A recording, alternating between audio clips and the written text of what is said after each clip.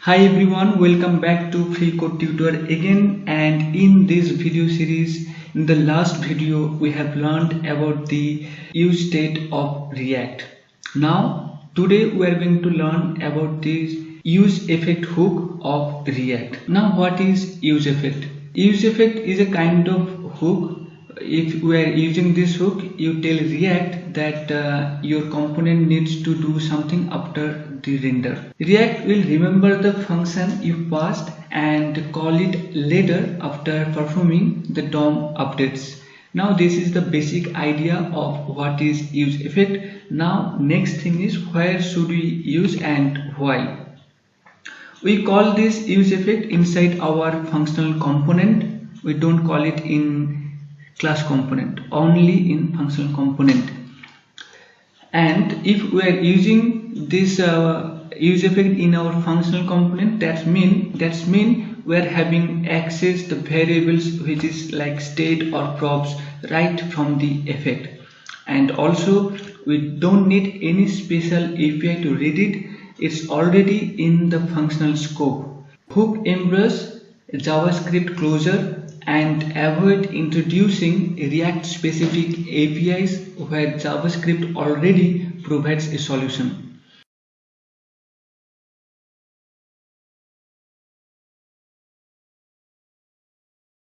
Now guys, if you don't know or if you don't have any basic idea of JavaScript closure, I highly recommend you to have some knowledge on that. I have created one video also for that JavaScript closure. You can get into that video by simply clicking on this top right corner. Here is a link of that video.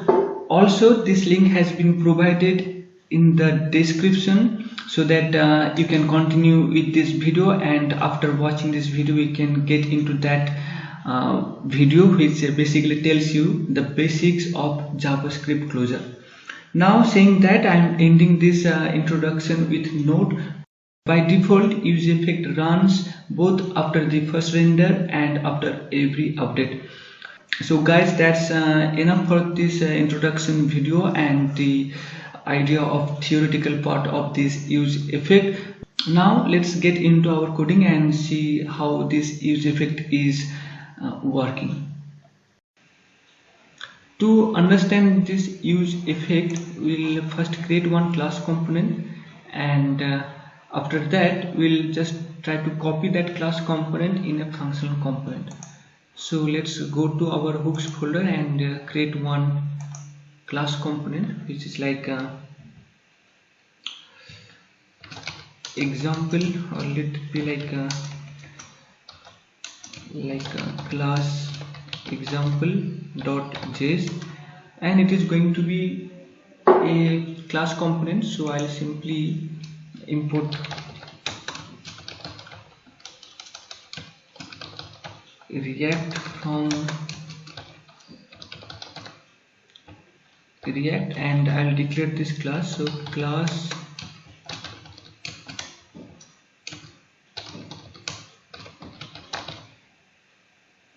example extends react.component, and I'm going to export this class example from here. So export default class example, and now let's create a constructor inside this class. So I'll have a constructor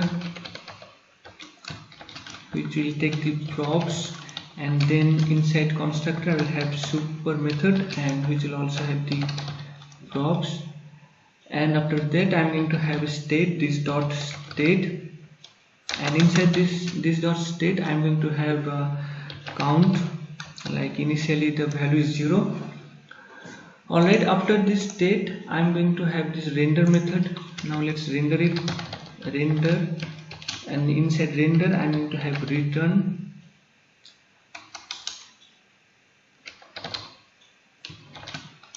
and inside return I'm going to take a div element, and inside div element I'll have a p element which will have the value of count,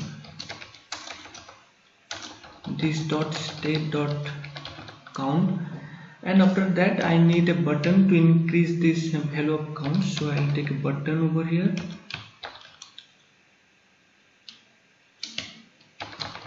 The value is like increase the count,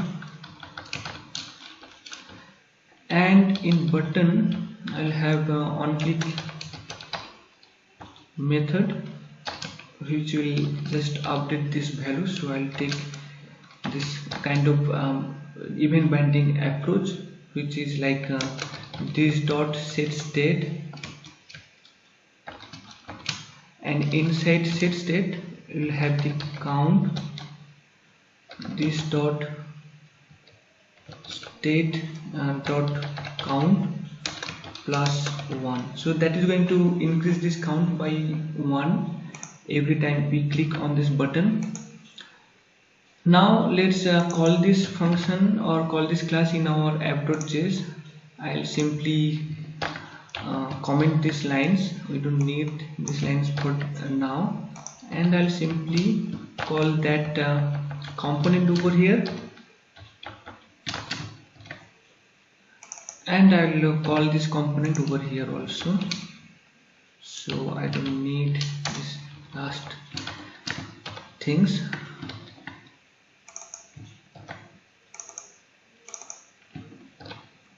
Alright, now let's go back to our browser and let's check how it is working.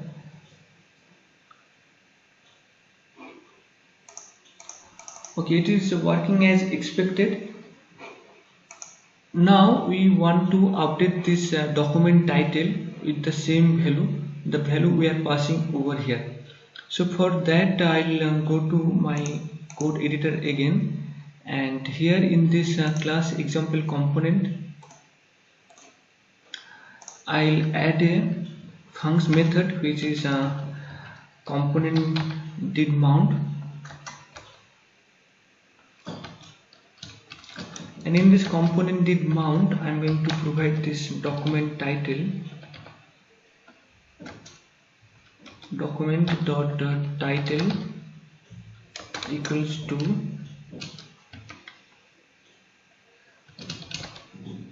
count is the count value, which is like this dot state dot count. Alright, so now let's go back to our browser again and let's check what is happening. So as you can see, the title has been changed over here, that is count is 0. Now I am increasing the count by clicking this button. Now as you can see, we are increasing count over here, but it is not updating this title over here. So for that we need to provide another approach for updating that, which is component did update, another lifecycle hook. So component did update, and then I'm going to copy the same line of code over here again. Now let's go back to our browser again. Now see what is happening. Now if I'm clicking, that is increasing both the places. One is in title and second one in our JSX.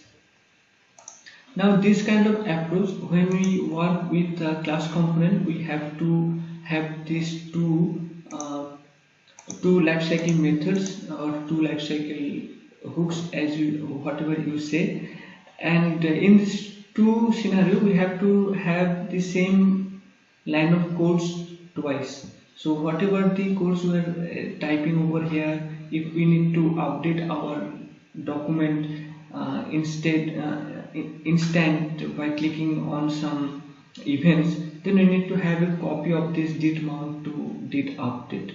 So but in our functional approach, if we are going to use effect, then we don't need to repeat the same line of codes again and again. So for that I will create another component over here, and I'll name it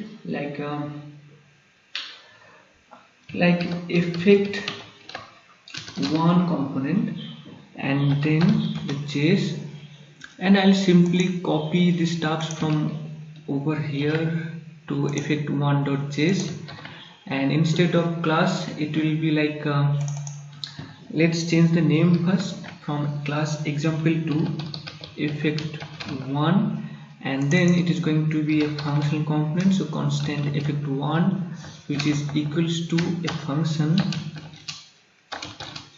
like this. And in this function we don't need a render method, we simply remove these stubs, and also component did mount, and also you don't need this constructor as it is a functional component. And here I'm going to call the use state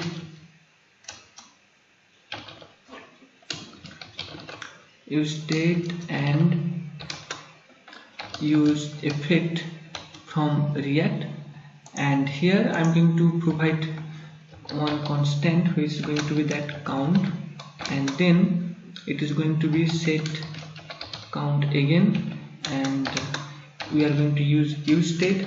Let's type use state, and then the initial value is 0. Alright, now here the time we use this use effect, but before it we have to change this functional approach. So instead of set state, we are going to have set count. So set count is basically only count plus 1, and we don't need this second bracket. Alright, now let's before we use this use effect, let's call this and check this count set count method is working correctly or not. So I copied this effect1 name from here, and let's go to our app.js, and I'll simply paste the effect1 class name both the places and also over here. Now let's go to our browser and check how this is working. Module not found, can't resolve hooks effect1. Okay, so we are having some maybe spelling mistakes or different effect1, and okay, we don't have a double F over here, so I'll provide double F effect1. I hope that will solve.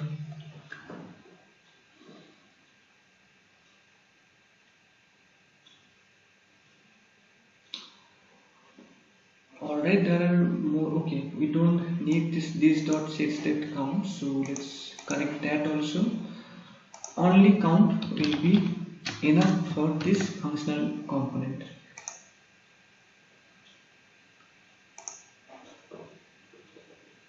Now everything is fine, component has been rendered correctly. Now let's click over here. Okay, this set count method is working correctly.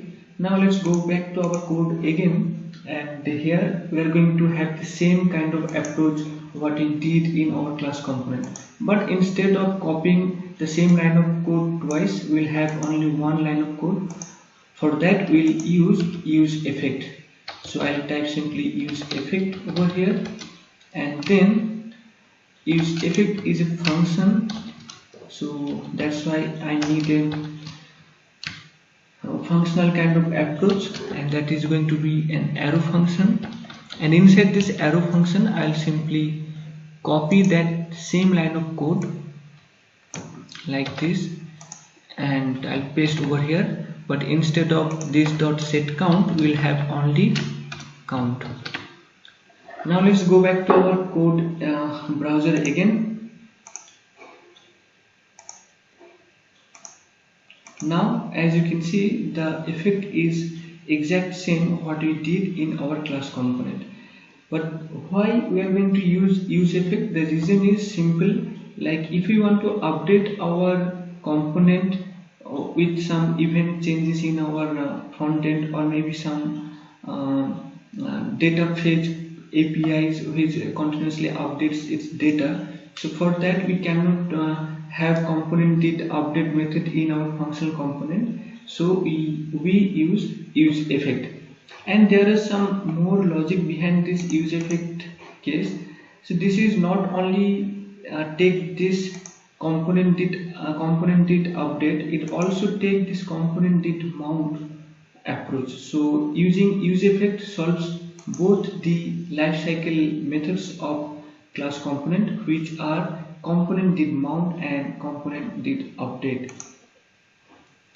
Alright guys, that's all about this use effect, and thanks for watching this video. We'll see in our next class.